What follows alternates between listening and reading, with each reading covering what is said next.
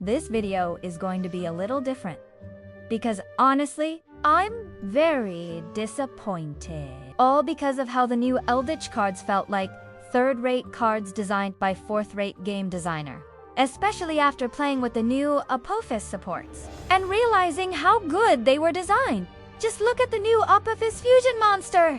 Contact fusions, just like Fallen Angel of the Golden Land. Yet, it recovers up to 3 traps from the graveyard, which easily gives us 3 disruptions, 1 pop, and 2 negates. Now, that is a monster card worthy of its ultra-rare rarity. Then we have Fallen Angel with no on-field effect, to remind us how far the Golden Land had fallen. In my earlier videos, I already shared about the glaring design issues of new Eldlich support cards. Here's a glimpse for context. One thing about yugioh is its lack of graveyard effect. Why? Only Konami knows the forbidden logic behind that design choice. Somehow, I can't shake the feeling that yugioh's missing graveyard effect was simply relocated into Fallen Angel. After all, Fallen Angel of the Golden Land does absolutely nothing on the field by itself. Its entire existence seems engineered for one singular purpose. Hit the field, get sent to the graveyard, so as to trigger its one and only effect. Fallen Angel is as good as a normal monster like other Golden Land monsters on the field, yet it does not synergize with Primate cards the way the others do. And yugioh is literally something more special, beyond a typical monster of the Golden Land, in both its card effects and card art. Does it not make so much more sense for yugioh to special summon Golden Lord from the main and extra deck? I cannot shake the feeling that yugioh would be far more fitting in terms of the card art, card design, and more importantly, the game lore than Fallen Angel ever could. Meanwhile, Fallen Angel, with those massive wings in its artwork, would match its card bouncing effect. Across Eldlich's lore and in the descriptions of his accessories, one word appears over and over again: greed. So, here's a question. Why is Eldlich alternate art on Pot of Extravagance when Pot of Greed exists? Pot of Greed is literally the embodiment of Eldlich's character. It fits the Golden Lord's theme perfectly. And in this video, I would like to add on and point out that something feels very off about whoever worked on these Eldlich support cards. Either Konami assigned a 4th-rate designer who does not understand Eldlich and produced 3rd-rate cards, or the project members assigned to the project actively hates Eldlich and takes the opportunity to sabotage it. Because, please tell me, how is this not obvious? If one argues the effects are hard to balance, then how about just visually? Did no one in the project team sees this? Artistically, does this lineup not immediately looks more consistent and stronger visually? Instead, Konami gave us this ...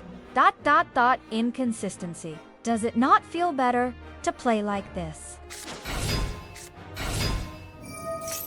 Tell me I'm wrong, but wouldn't that be better for viewer experience? The gameplay flow, the game lore clicks, and the card art visuals actually make sense. Imagine that, cards that actually look and behave like they belong together without the need to read any text. And now, let's talk about Eldlich's card effects and game balancing. Let's be real and honest with ourselves. Just look at Molly's Tearlament's Kashtira and the new Apophis supports. Molly's traps can be activated the same turn they're set. Tearlament's traps had instant graveyard effects. Kashtira, trap trigger, immediately when banished. Apophis recovers multiple traps from the graveyard with no cost. Then we have Eldlich's pay 800 life points just to recover 1 card from only the banished zone. Meanwhile, Golden Land cards do not get full value unless Eldlich is already on the field. Speaking of getting the Golden Lord onto the field, while Delta of Invitation does help, eases the cost of Eldlich's effects. The design gaps became glaring once compared with the Anubis, the Last Judge. Same level 10 with a 3000 attack, and it can special summon from the graveyard more than once per turn. Yet safe from bestial graveyard disruption, all the while recycling used trap cards. And it's just SR rarity in Master Duel. Can someone please help persuade me that Eldlich's higher rarity support cards, with far more limiting designs, is for the sake of game balancing? Not to mention, despite Eldlich's reputation as the Lord of Floodgates, the Golden Lord had no in-archetype floodgating continuous effect, unlike other archetypes designed with such searchable game-crippling mechanics. Moreover, Already handicapped by design, continuous trap monster cards carry an inherent structural disadvantage of requiring 2 field zones to resolve properly, a spell trap zone for its activation and a monster zone for its summon. Their activation is also inseparable from special summoning, which means they are automatically constrained by summoning restrictions and prone to cards like Dominus Impulse. As a result, trap monster strategies are more vulnerable in ways that most trap decks are not. Both Golden Land and Apophis trap monsters operate under these same limitations. Argo Stars attempted to partially mitigate these structural weaknesses. However, none fully escapes the fundamental extra field zones consumption problem. And don't even get me started on Argo Stars. Argo Stars was released months before Eldlich of the glorious Golden Land. That means relevant playtesting data existed. Argo Stars quietly introduced what would be the next generation of continuous trap monster template. Function as continuous traps in the spell trap zone, or become trap monsters with normal trap effects and returning themselves back to spell trap zone as continuous traps. It was a promising design for Eldlich future supports. What's really infuriating was Konami design team already mitigated part of the continuous trap monster problem, and then knowingly ignored the solution for our poor Golden Lord. When a non-trap pendulum card ends up behaving more like a well-designed continuous trap monster than one of the archetype that was supposed to represent that continuous identity, the irony is painfully hard to ignore. Truly inspirational misallocation of design effort. Argo Stars is an existential proof that continuous trap monster strategy could evolve. Eldlich of the glorious Golden Land proved Konami chose not to let them. Looking at how the recent Eldlich cards were deliberately undercooked, I can't help but feel that somewhere along the decision chain at Konami, someone decided this. Instead of expanding Eldlich's game lore with new minions of the Golden Land, they carved those ideas out, rebranded them into a brand new archetype. Why? Is it because the Golden Lord does not hit sales target, and cute anime girls sell better than some shiny zombies? It almost felt like new cards that could have expanded and enriched Eldlich's game lore were redirected into a separate non-zombie archetype so they wouldn't synergize with the Golden Lord. It's hard not to notice the pattern. Eldlich gets awkward, conflicting designs with heavy restrictions, while newer continuous trap archetypes get cleaner effects, smoother recursion, and far fewer shackles. At some point, it starts feeling less like game balancing and starts feeling like deliberate sidelining. So, fuck game balancing, because in Yu-Gi-Oh! There is only product sales, and Konami has the ban list for overpowered cards that get in their way to their next pot of gold.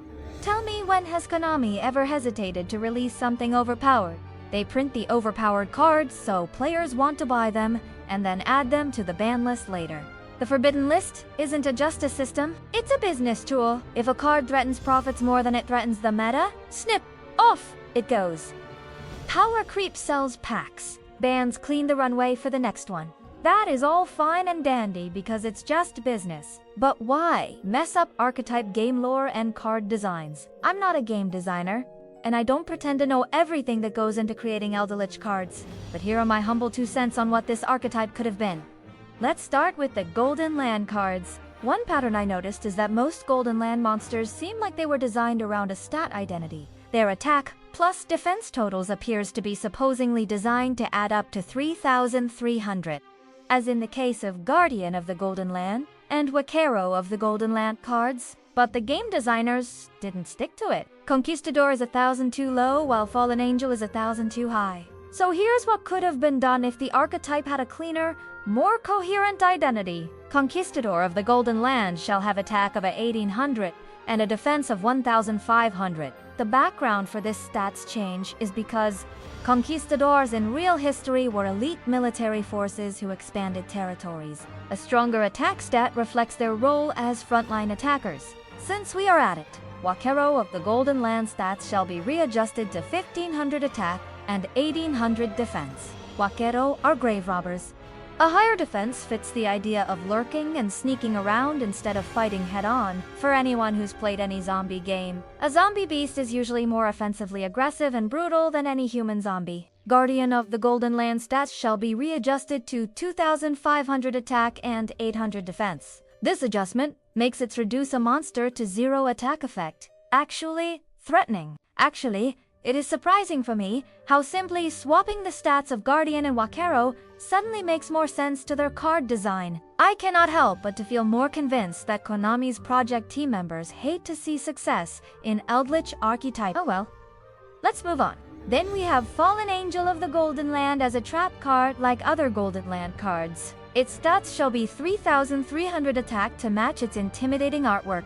Fallen Angel becomes a sub-boss trap monster without power creeping the Golden Lord. Its attributes shall be light, so as to maintain the light zombies archetype. Whatever dark joke the fourth-rate designers thought they were making, not dark. Apart from its bounce effect, it has the option to set a Golden Land card. Before we move on to the next card, allow me to highlight a more appropriate card for Eldlich new alternate art.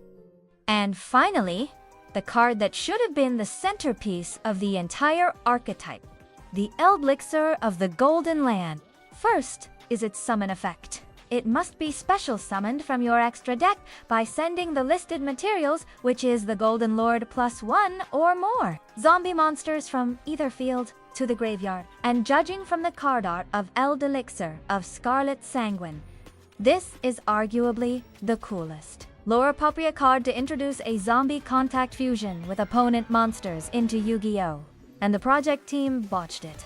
Alternatively, it can also be special summoned by tributing one light zombie monster while Eldlich the Golden Lord is in the field or graveyard. I have to give it to the project team that they got this summon condition right. Next are the passive effects. It cannot be tributed or used as extra deck material so as to align with its lore as Eldlich's final form.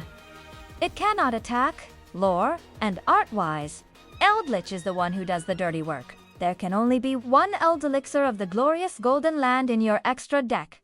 The one and only as it should be. And lastly, if Eldlich the Golden Lord is on your field, this card is unaffected by your opponent's card effects, and your opponent cannot target this card for attacks, so it is vulnerable only when the Golden Lord is out, which makes sense. It has 2 quick effects. Both effects try to mirror its lore as closely as possible, rapidly calling its guardians at the cost of soul energy, which translate into players' life points, much like the Philosopher's Stone demanding sacrificial essence for transmutation. Such power does not come freely.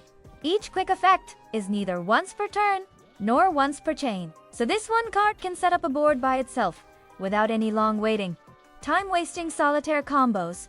With life points as a sensible resource for this archetype, and as early Yu-Gi-Oh! Shadow game implies, once your desire runs wild and overexert yourself, your ambition becomes your downfall. So players have to manage their life points as to the cards they desire to play.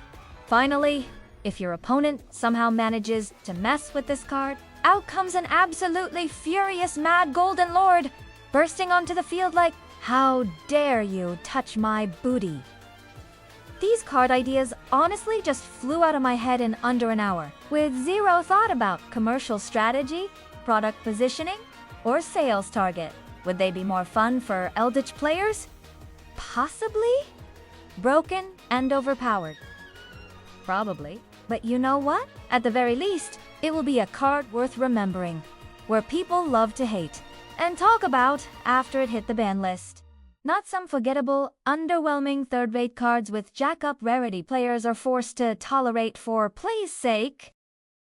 For the benefit of the doubt, maybe the project team actually did design good Eldlich cards at first, but somewhere along the way, those original designs were compromised, watered down, or outright gutted, whether it was internal politics, product strategy, or someone upstairs shouting, "Make it weaker, but make it ultra rare." We'll probably never know. One thing I know, at least for me, is watching older archetypes being treated like disposable relics, sabotaging them with flawed half-a-tout support just to push new products, honestly hurts more than I expected. Every time I log in, I try to look past the issues. I could have just looked the other way, but I realize I just cannot turn a blind eye to such glaring design issues. The design is too sloppy. The flaws are too glaring. The disrespect is too blatant. To the point where I am contemplating quitting Yu-Gi-Oh! Master Duel. Maybe it sounds like the dumbest reason to quit Yu-Gi-Oh! Because of love. But the truth is, Caring hurts more than quitting. It might sound crazy, but you see, Eldlich and Labyrinth are the reason I even started playing Master Duel. They may not be meta anymore, but they're the soul of my digital decks. I even made a motto with them. Beyond golden opportunity, within silver lining. And this isn't coming from someone who gives up easily. I stayed through Master Duel's darkest days, when Melisse and Ryzeal were running at full power, when every YouTuber was calling the game unplayable. When Master Duel was at one of its lowest points, my faith didn't waver. I still piloted Eldlich Labyrinth all the way to Master 1, but to know the cards that one loves is deliberately powered down is disheartening. I still have a few videos on the way, a Horus and Millennium Engine Guide, some trap and memento strategy stuff. I'll try to finish them. Anyway, I've been invited to a Genesis event next weekend. Maybe it will save me. Maybe I'll walk away from Master Duel. Maybe I'll quit Yu-Gi-Oh entirely.